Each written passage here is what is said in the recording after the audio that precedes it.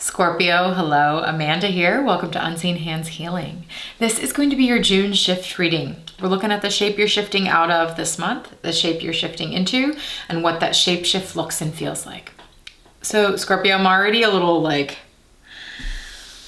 blown by your reading and I haven't even pulled cards. So before I pull cards, I ask for an image to come through that might be useful for you this month, either tied to the reading or for you and your own personal experience. And I got this image of a sunflower.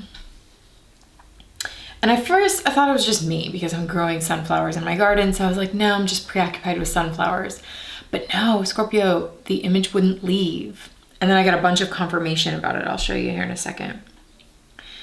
I saw the sunflower and I saw I don't even know if this is how it works because I've never grown them before, but I saw the seeds of the sunflower popping up like popcorn from the center of it.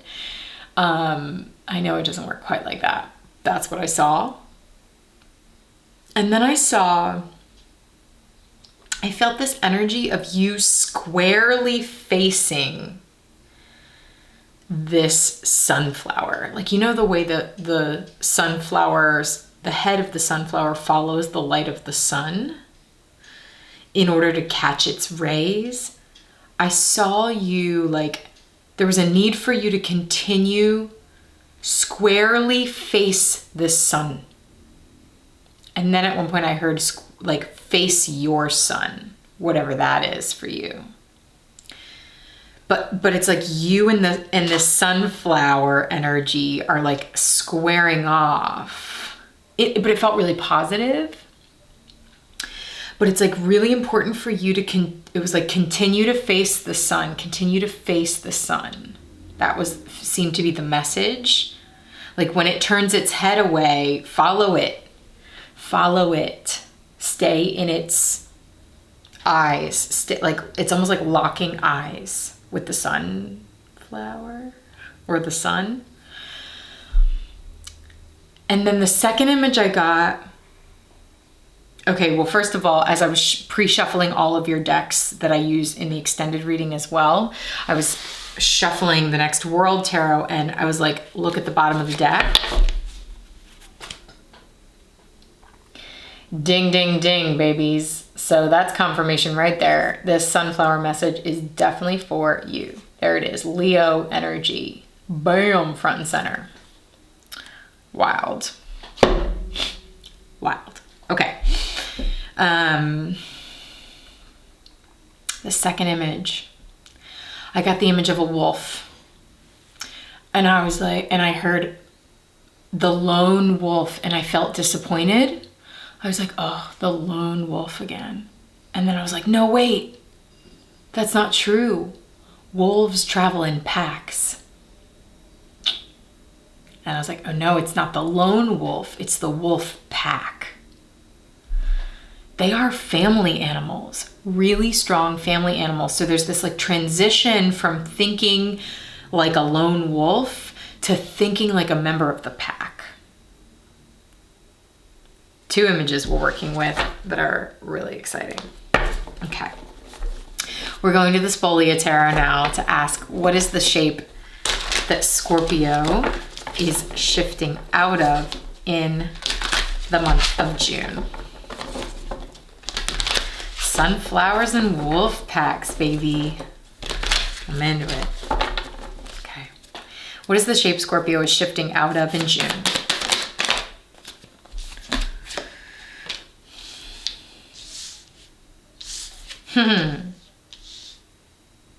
Okay.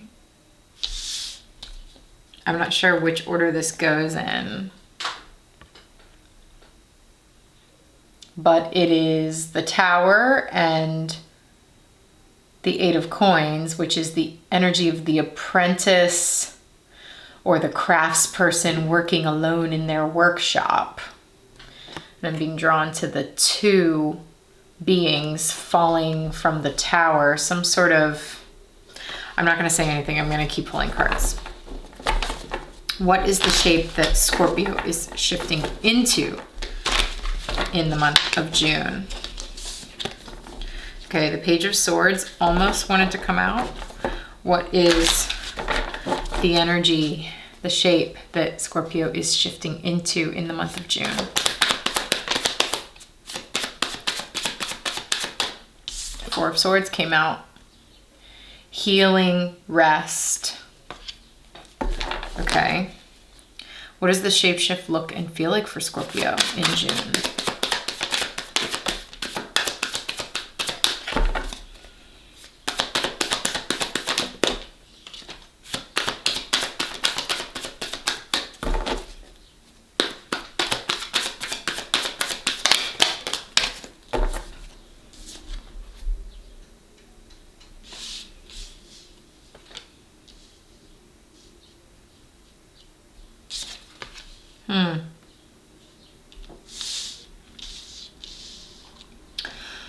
Okay, really unexpected message.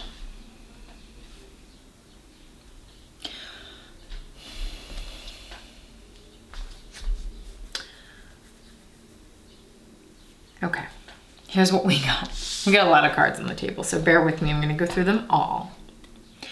We've got the shape you're shifting out of, which is this like person working very hard, dedicating themselves to their work entirely in this. It's like they're surrounded by their work, alone in their workshop. And then like the tower, the lightning strikes that structure. The tower talks about a need to restructure something. So maybe this is actually pretty literal. I'm just surprised because your readings are always so like many levels, and I'm sure it will emerge as we go. But this could be quite simply restructuring the way you are working, or restructuring the way you're thinking about work, because essentially we have a shape you're shifting into from like working very hard, dedicating yourself, doing, hands busy at work, to rest, to it's like being leveled in order to heal, in order to let your mind rest, in order to get a little more spaciousness. I'm noting the stars out here. It's like sometimes I get with this card needing to let the conscious mind rest so that the subconscious can journey.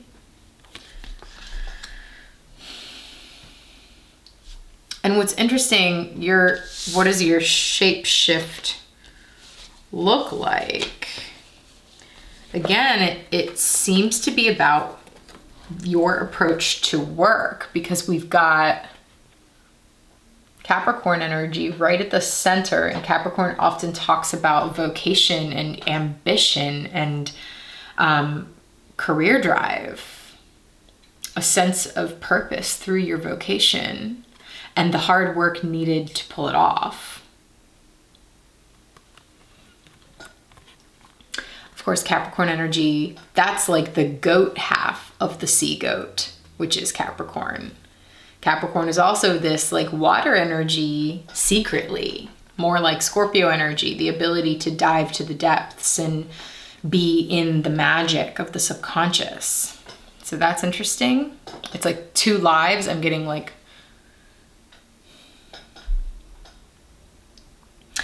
now I'm getting this like pull between wanting to be very like earthly productive, like that goat half of the Capricorn energy, versus wanting to do the deep dives, which actually requires rest. It requires maybe a slower pace, more space, a lot more resting of the conscious mind so that the subconscious, the tail, can take you down to the depths or out into the cosmos. But there seems to be a tug of war maybe within you about those different parts of your personality, or those different approaches to whatever you're working on. And then it's like this Capricorn energy is surrounded by swords. Surrounded by the Seven of Swords and the Knight of Swords. And I'm seeing them more as like back to back, like this. The Seven of Swords is going in one direction, and I'm being drawn to the way the Seven of Swords is. This person seems like they've bitten off more than they can chew. It's like they're trying to get moving or get walking and carry all of these swords, and they're really struggling. And they seem to be looking behind them. There seems to be an energy of the past to this, and it's really interesting because in what I'm looking at on the table is that the person in the Seven of Swords is looking over here at the shape you're shifting out of. There seems to be perhaps this energy of the Eight of Pentacles needs to be restructured for you, Scorpio, because it's actually too much for you to carry. And it's like you find yourself with an armful all the time and you're not actually getting anywhere like that. You're just like dropping swords and trying to pick them up and like grab this pentacle over here and try to pick it up. And it's like, blah, blah, blah, blah, blah. You find yourself like bumbling, perhaps. Bumbling, stumbling, having a hard time moving forward because maybe you're taking the wrong approach here. Maybe this approach, which of course like society, especially Western society, says is the right approach to career. Maybe that's not the right approach. Maybe that's what the Tower is here to say, is that this needs to shift. This structure for your business or for whatever it is you're working on needs to shift. And then I'm seeing this like 180 between the Seven of Swords who's facing this way and the Knight of Swords turns all the way around and like slashes through that. There seems to be some sort of looming cloud of worry or I'm actually getting that cloud is sort of like a heavy weight or burden that you feel is over you. It's like the voice that tells you you're not good enough, or you're not doing enough, or you're not doing it right. That comes from this like belief system that something is wrong with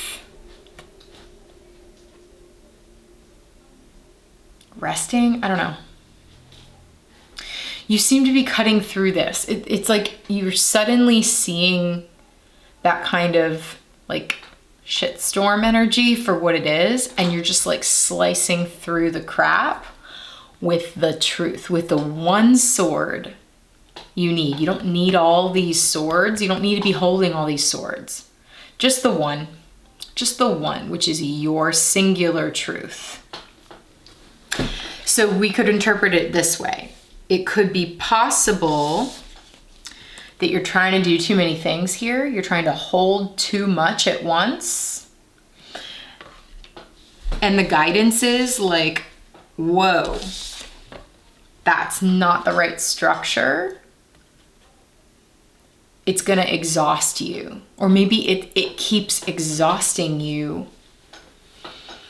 Maybe the right structure for you is actually, notice how like the Knight of Swords is the fastest moving energy in the tarot. It can actually move at the pace that you probably want to move, but notice how trying to hold 7 swords and move at that pace is not sustainable. It doesn't work. Holding 2, we've got 1 big sword and 1 little knife. That's a little more doable.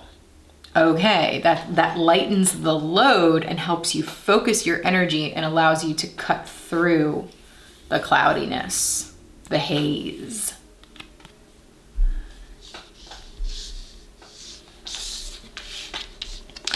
Interesting reading, Scorpio. I think part of this is like taking care of yourself, because the Four of Swords talks about like needing to take a break, needing to rest, needing a slower pace in order to heal, or in order to let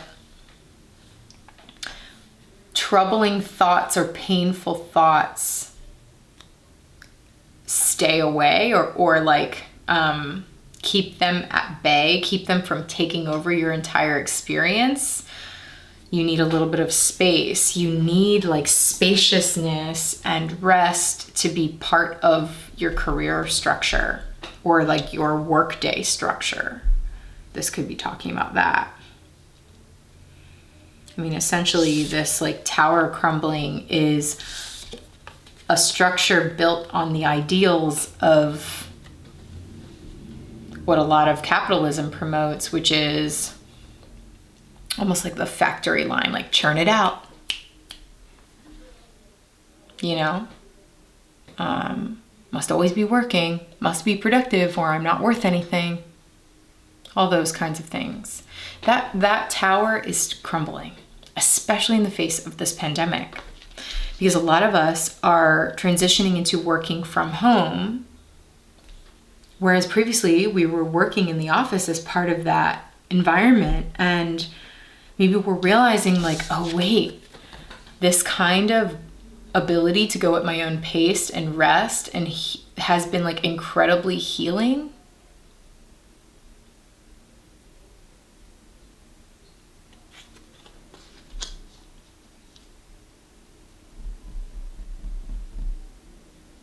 I don't know, Scorpio.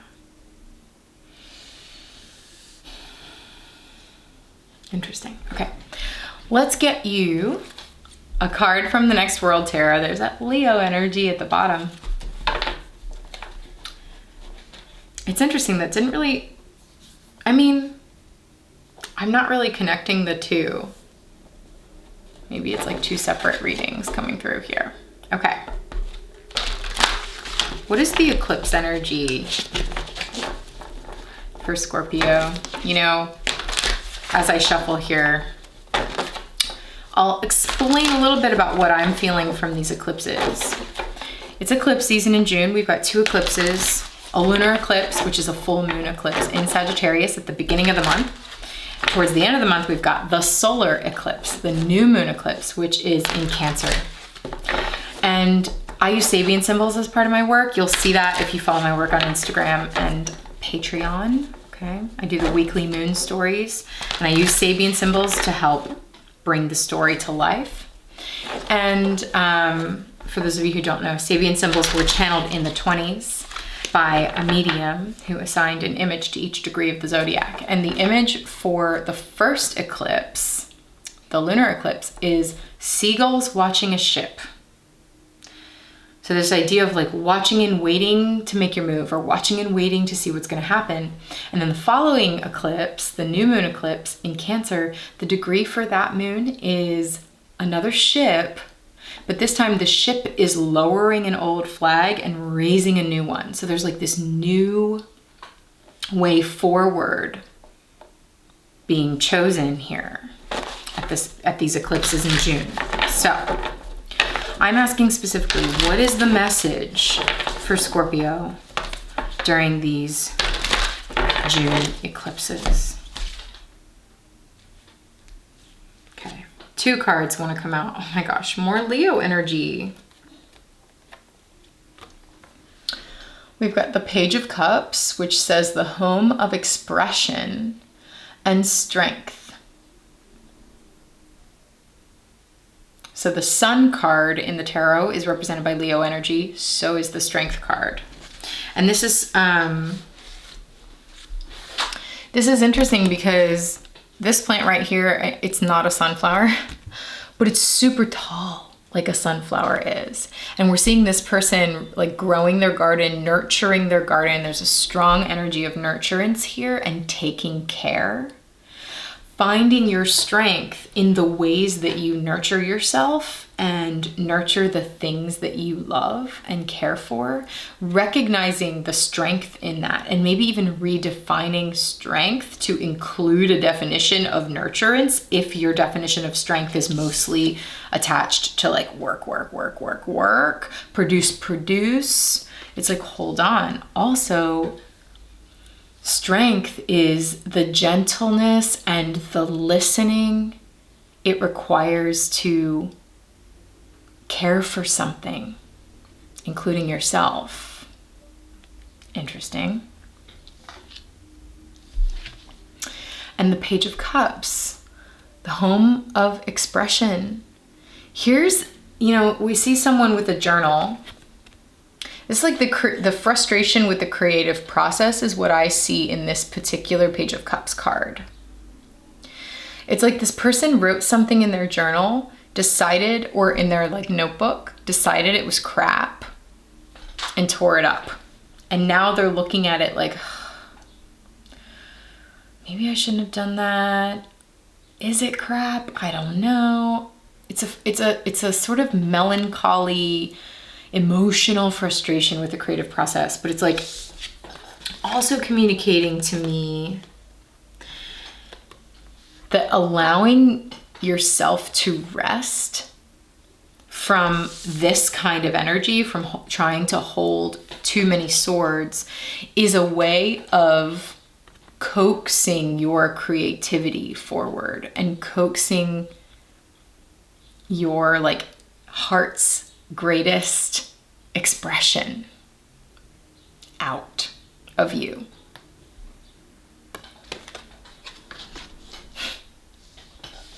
And that is a way of taking care of yourself. Like really engaging in your creative process means sinking in with your own personal, emotional, intuitive rhythms,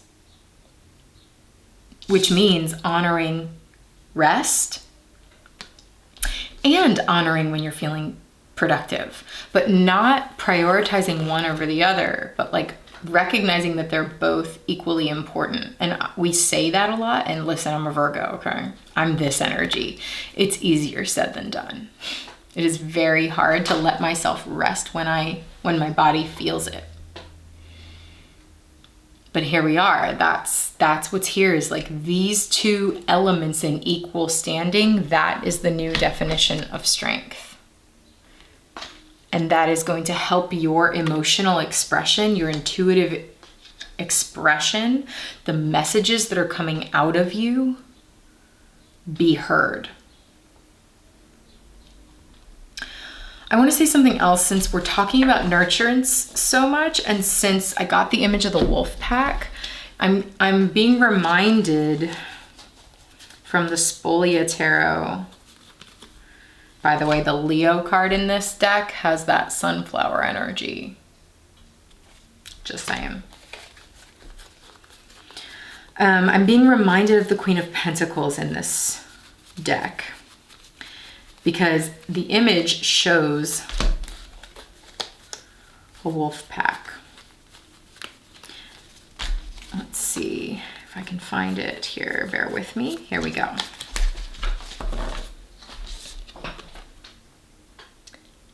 Here's the Queen of Pentacles. In the tarot, she's often described as a nurturing energy, similar to the Empress, like she is very career focused. She's focused on that coin. Focused on that coin and trying to figure out, where am I gonna plant this seed, interesting, the seed that I'm trying to grow and nurture. My pentacle, you know, like how am I going to root this into the ground so that it can be something sustainable for me? That's a question that I'm feeling in the Queen of Pentacles, but she's associated typically with nurturing energy. It's like, if that's a question for you of how am I going to do that, I think the answer is coming through as like listening to your body and getting in touch with that nurturing energy, because that seems to be the path. That seems to be the thing. And then look at this. As if to further emphasize that, it's like, it's not about the lone wolf and this individual mindset. It's actually about the whole pack. There's another wolf back here. We're working as a team here. So that could be you working with others. That could be like the different parts of your energy working together rather than fighting one another. I think it's also interesting that, you know, a couple months ago, I did a collective reading for this global pandemic that we're all experiencing. And the card that came out for you as your guide from the Mary L Tarot is this Queen of Wands. Fire energy, okay? And fire energy has been all over this for you. The Queen of Wands in this card is shown holding this little baby cat. This little version of herself. Cradling it, nurturing it. So nurturance energy is really strong. Being the nurturer, allowing yourself to nurture yourself the way maybe you nurture others, and allowing nurturance to be a strong part of your approach to your work life. I think that's what this reading is hinting towards. We're gonna dive deeper now into an extended reading, okay? So this is essentially the first half of your reading. If you'd like to view the rest, where I'm gonna use other decks to clarify some of this energy and see if we can't bring the message out a little more specifically, stick around. At the end of this reading, there will be a preview of what that extended reading gets into. And if it is interesting to you and you'd like to see it, click the link in the description box below, and that will take you over to Patreon. Patreon is a community that I have created for folks who are interested in my work, are resonating with the way I read cards, and want to go deeper. If that sounds like you, meet me over on Patreon, read the full description so that you know how a patronage works, and I will send you the extended reading for June. All right, Scorpio, maybe I'll see you over there, but if you'd like to support my work here on YouTube, it really helps if you click a like on this video or leave me a comment. Let me know how it's resonating with you. And of course, subscribe to the channel so that this work can grow here on YouTube. All right, y'all, thanks for tuning in. I'll talk to you soon.